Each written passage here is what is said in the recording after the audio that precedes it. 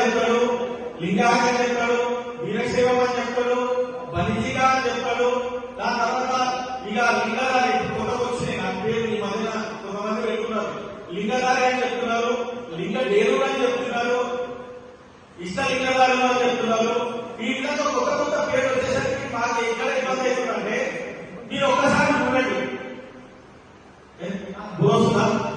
ఎక్కడైనా చూడండి, మీరు దేశంలో కానీ రాష్ట్రంలో కానీ కుల రాజకీయాలు మాత్రమే నడుస్తున్నాయి. కుల రాజకీయాలు ఎందుకు నడుస్తున్నాయంటే ఈ కులానికి ఎన్ని ఓట్లు ఉన్నాయని నువ్వు చెప్పేది నీకు ఏదైనా రాష్ట్ర ప్రభుత్వానికి సంక్షేమ పథకాలు ఇస్తుంది, ఏమైనా అభివృద్ధి బాలకి నచ్చగలుగుతుంది, లేకపోతే పడకపోయే అవకాశం లేదు. జస్ట్ ఎగ్జాంపుల్ ఏం చెప్తున్నా అంటే మన ఊళ్ళో సర్పంచ్ ఎలక్షన్ నిలబడేటప్పుడు కానీ డిప్యూటీసీ కానీ ఎంపీసీ కానీ లబ్ధిలో మన కార్యాలయం జరుగుతుంది. ఇప్పుడు ఏర్పాటు చేసిన కమిషన్ ఏర్పాటు చేసిన కానీ మన లింగాయతకి ఇప్పటివరకు కార్పొరేషన్ అధ్యక్షులు ఏర్పాటు చేయకపోవడంటే మన కులంలో శ్రద్ధ గవర్నమెంట్ ఆలోచిస్తుంది. నేను అనుకుంటున్నాను మేము అదే మన 50 లక్షల మంది శ్రద్ధ అనమాట గవర్నమెంట్ ఇప్పటివరకు కమిటీ ఏర్పాటు చేసేది. బట్ వాళ్ళ దృష్టిలో రికార్డ్ దృష్టిలో మనం ఎంతమంది 1 లక్ష మంది కూడా లేరు. ఈ తెలంగాణ రాష్ట్రం 1 లక్ష మంది లేరు. ఒక డిస్ట్రిక్ట్ లో పోతే మనం 1 లక్ష స్టేట్ హైదరాబాద్ 5 లక్షల మంది మనం లింగాయత్ ఉన్నాం. వీటిలో ఎన్నో సంఘాలు గవర్నమెంట్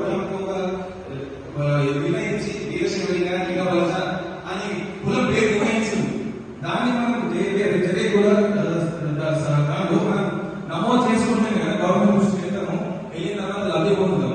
ఇది కాంగ్రెస్ గవర్నమెంట్ ఇస్తే జరిగే రేపు వచ్చే పరిణామాల్లో మనకు అంత మంచి అవకాశం ఉంటుందని నేను భావిస్తున్నాను. తప్పకుండా వచ్చిన ప్రతి పెద్దోళ్ళందరూ కూడా